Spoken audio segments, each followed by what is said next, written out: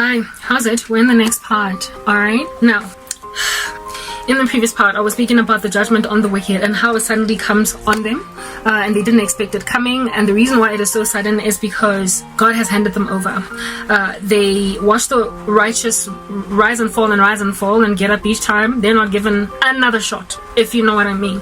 Now, with darkness, I was speaking about how in the run-up to me coming to Christ, I always feared the unknown, so I just did not mess with it at all.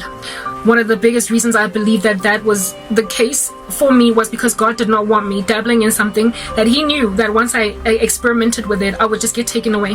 I naturally have a predisposition for just operating in spiritual stuff heavily. I was put in that by my genes, my spiritual genes. My family adore themselves some witchcraft, and they are ever like experimenting with the occult in whatever capacity, or even like they don't do normal spiritual, like they don't try things. How can I describe my family? It's like some people take a line of cocaine and they never go back. They were just experimenting and that's it. But others get addicted from the first shoot up, from the first schnoff up. My family members are like ones who, when they schnoff even one spell, they're gone. They get taken, they get made addicts from one experimentation with a drug. That's what's good.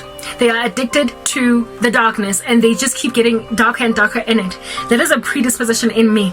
And there's a predisposition in some people. Others are better than others. There are people who experiment with sorcery once and never go back. But there are others that can't afford to. And I was one of those. So for those reasons, God made me nervous with all things spiritual ever since that event that happened that I spoke about in my earlier parts. In primary school, where I was made to, like, I had a fit, an epileptic fit, some seizure, or a demonic convulsion because of allowing some girl to do some hypnotic ritual on me due to me trying to test, or rather disprove that it was actually working on all the other girls. Ever since then, I've just steered clear of funny little weird things. I've always steered clear, right? So nobody could ever convince me to try a spell, to visit a sangoma to see if I can't get the job.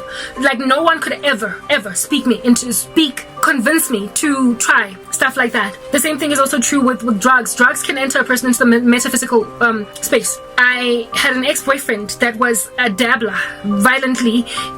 He was just a user. To call him a dabbler is an understatement. And I tried to get him off drugs and he wouldn't. And there was this one holiday that we went on together with another couple. The three of them went and took something and they didn't even tell me about it because my ex knew how strict I was when it came to that. I did not want my mind altered. I had smoked weed when I was a guys. Yes, the Lord has been with me so much. I experimented with weed when I was a teenager. A lot of people speak about Zol, marijuana, making them laugh, hungry, all these things.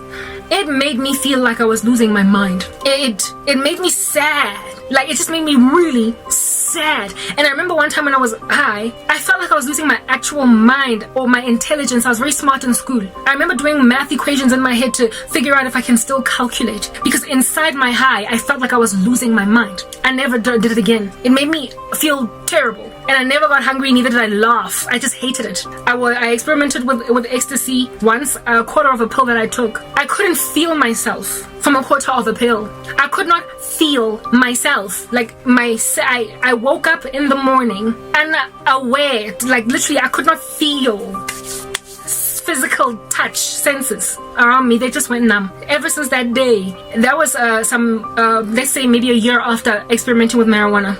That event with the ecstasy is supposed to make you happy, excited, want to, try everything. It just made me numb to a point where I couldn't feel anything. So I could have cut myself and watched myself bleed and nothing happened. And I was aware of this inside the high. So it's not like I was, it's God just gave me an awareness inside the high that this thing is dangerous. And that was the last drug I ever took. I never tried again. I stayed with cigarettes. I quit them later. But God has just never allowed destructive habits to stick with me because they did stuff to me spiritually that those same drugs did not do to other people. When people are on marijuana, the mind altering activity is they just get excited, they get happy, they smile, they want to eat, and they just want to have talk up a storm.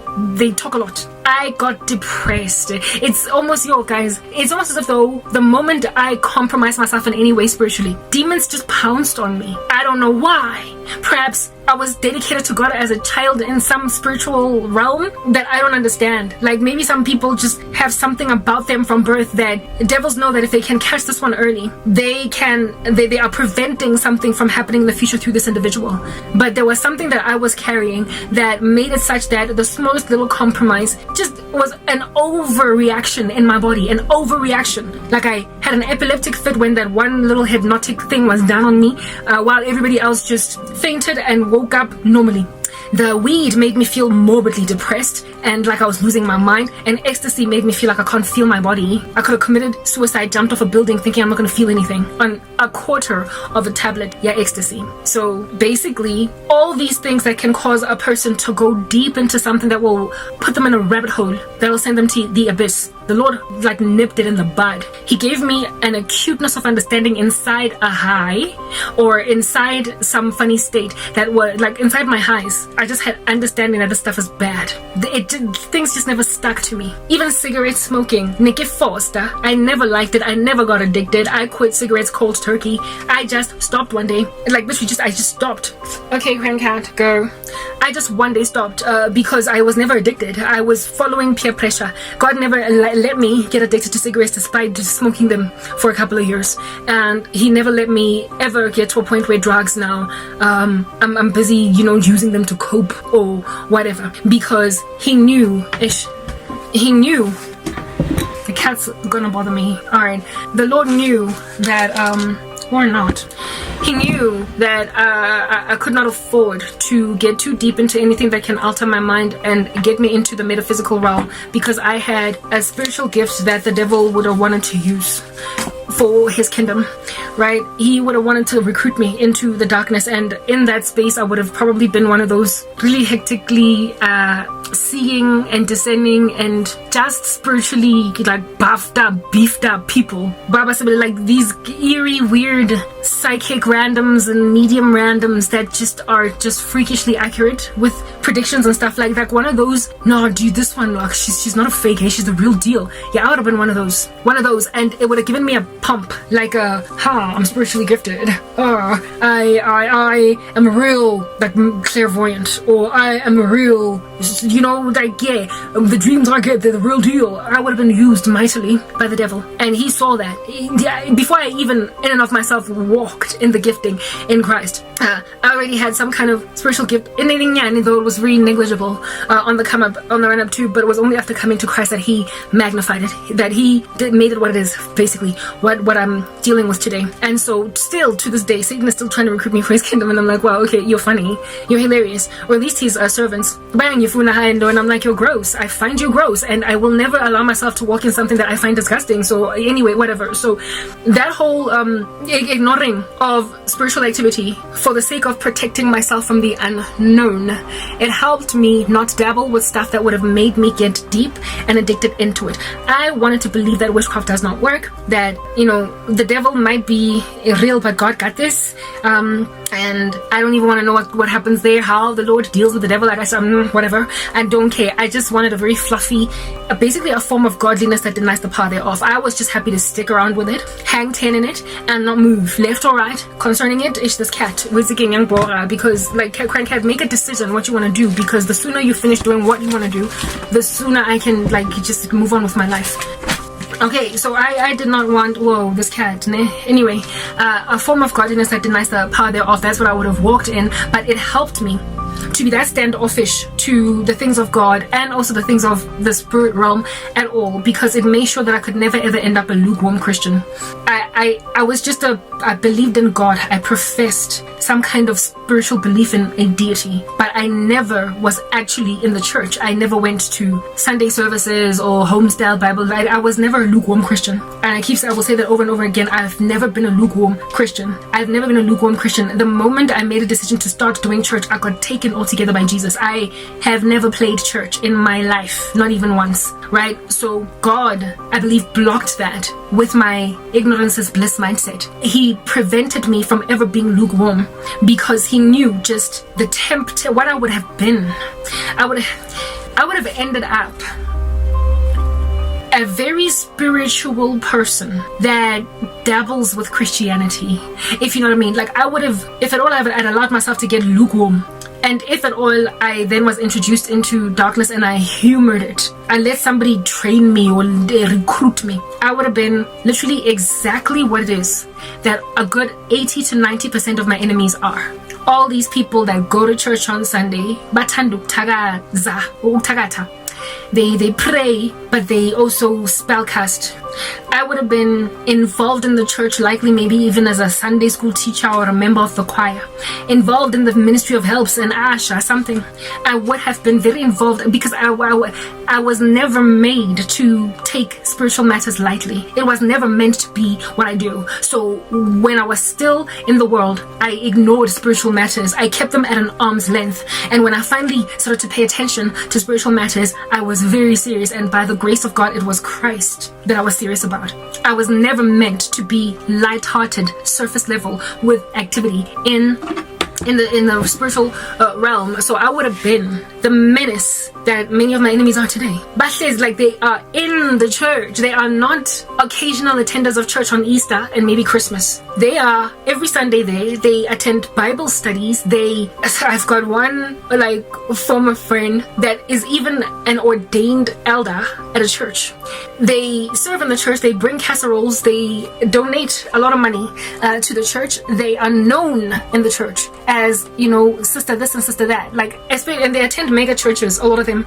And yet they are known very particularly by pastors, by deacons, by elders, These are not people that are playing church. These are not people that are there only on Easter. These are people that are well recognized, known. When they walk in, they get hugged, they get acknowledged, they get mentioned, in meetings in churches. But they also are very deep in the occult. Very deep. They mix the stuff together easily, like sugar in a hot cup of tea. They just dissolve Christ with the darkness, and they are unfettered by, they are unbothered by that. On Wednesdays, they are consulting a sangoma. Some of them even have shrines in their own houses where they perform rituals. And then on Thursday, they're at Bible study. And then on Sunday, they're at the Sunday service in the morning. And then they go in the evening again. They volunteer on weekends, food drives, I have an aunt that's like that.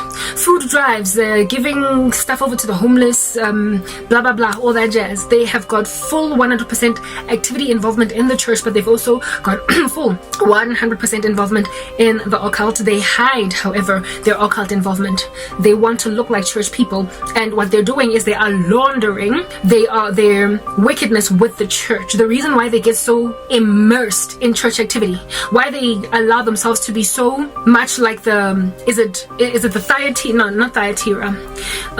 Smyrnian. The reason why they're so much like the Smyrnian church, right? It is Smyrna, am I right? Sardis, no, not Smyrna. Smyrnian church, I believe, is actually quite holy. The Sardian church, they've got a reputation for being alive while they are dead. So everybody knows them as Pastor Chris, Pastor Betty, because they are happy to approve women as pastors, or deacon this or deaconess that.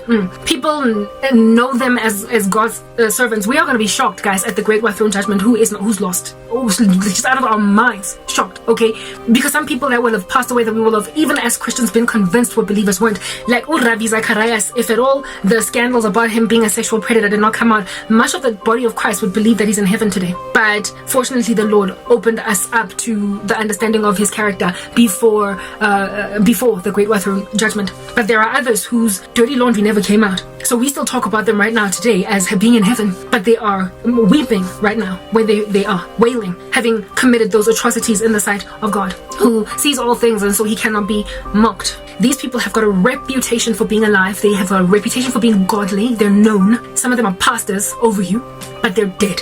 And the reason why they love church activity so much, and why they also love rank and status, a position in the church, is to give themselves a false sense of security. It's like their consciences are beating them down. They're making them feel uncomfortable. So they give themselves a sense of security by getting very involved in the things of Jesus. They want redemption. They want their bread buttered on both sides, basically. They want Christ to embrace them in heaven despite having been very heavily involved in the occult. They got frustrated, some of them, along the way with how things were not going or going. in their lives, and so they used witchcraft spells in order to push themselves along, and the guilt that they felt made them even more effervescent in the things of God. It made them even more involved in natural physical things, which we all know we're not saved by works. It is the gift of God, and you will know them by their fruit. And no, you can't dwell in the light and in the darkness at the same time. Anybody at all that is in the darkness but claims to love God, they lie. The truth of God is not in them. That is written in 1 John. So these people have got this like double life, the secret like under wraps life in the darkness, and they launder it. They launder it like a drug trafficker. They launder their wickedness with church activity, which is why they are ever so much more involved in church activity than the regular lukewarm Christian, than the regular occasional Easter and Christmas church attendee. They do it precisely because it is their way to give themselves, like I said, a false sense of security. Next part.